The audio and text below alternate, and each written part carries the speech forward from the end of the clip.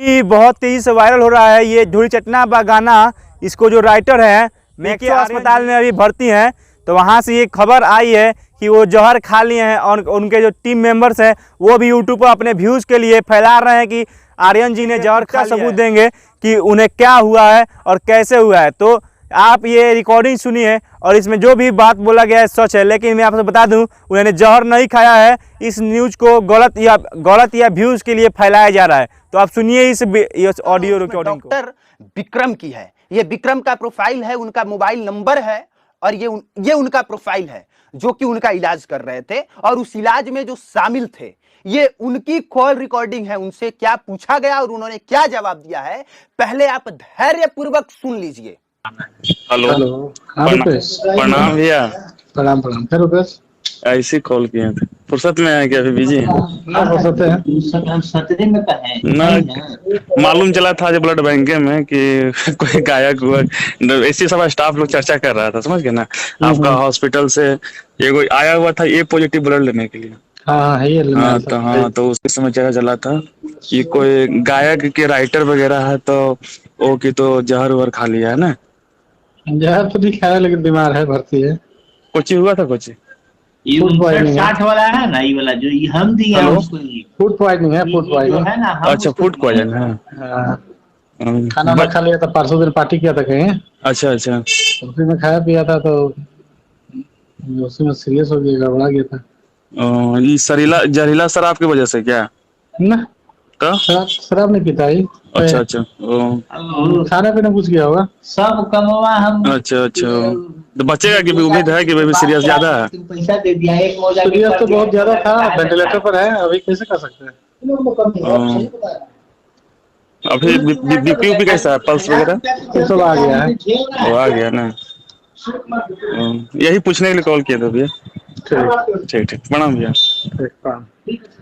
कभी तो सर सुन लिया आपने कॉल रिकॉर्डिंग, जिसमें एक साइड से रुपेश हैं और दूसरे साइड से डॉक्टर विक्रम हैं जो कि उनका इलाज कर रहे थे। और जैसे ही रुपेश जी ने पूछा कि जहर वहर खाने का कुछ मामला है क्या, डॉक्टर साहब हंसने लगे कि नहीं ऐसी तो कोई बात नहीं है। फिर उन्होंने पूछा कि क्या जहरीला शराब का कोई मामला है, डॉक्टर साहब ने कहा कि नहीं वो शराब तो पीते ही नहीं है। इसका मतलब कि न जहर खाने का मामला है और ना ही शराब पीने का मामला है, मामला है फूड पॉइजनिंग का। और यह बात मैं नहीं कह रहा, यह डॉक्टर साहब की कॉल रिकॉर्डिंग इस बात पर अपनी मुहर लगाती है सच होने की।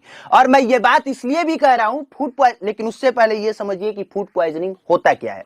जब आप दूषित खाना खा लें या फिर ऐसा खाना खा लें जो आपको बिल्कुल पचे ही नहीं और उसमें बैक्टीरिया हो, पैरासाइट हो, तो वो आपके खाने को टॉक्सिस बना देते हैं और इतना जहरीला बनाते हैं। कई मामलों में हालांकि हालत खराब नहीं होती है, लेकिन कुछ ऐसे मामले हैं जिनमें हालत बेहद खराब हो जाती है। और अगर पहले से किसी तरह की बीमारी हो, पेट से संबंधित, गुर्दे से संबंधित, आंत से संबंधित, तो फिर वो समस्याएं और ज्यादा बढ़ जाती है।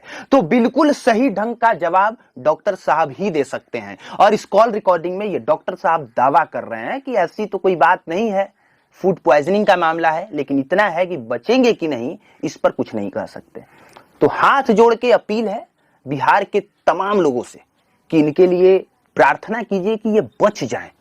और लानत है उन पत्रकारों को जो सिर्फ व्यूज के लिए सिर्फ उन्होंने इंटरव्यू नहीं लिया, घर चले गए और चुन चुन के उन पत्रकारों पर कार्रवाई होनी चाहिए, क्योंकि ये न पत्रकारिता का एथिक्स है और ना ही ये पत्रकारिता करने का कोई तरीका है कि आप किसी के घर पे चले जाएं, चंदन चंचल के मम्मी पापा भाई भाभी से पूछने लग जाएं या फिर पीके आर्यन के मम्मी पापा भाई भाभी से पूछने लग जाएं। ये आप टाइटल चला दें कि बेटा मजदूरी करता है, बाप मजदूरी करता है, बेटा ढूंढी चाट रहा है।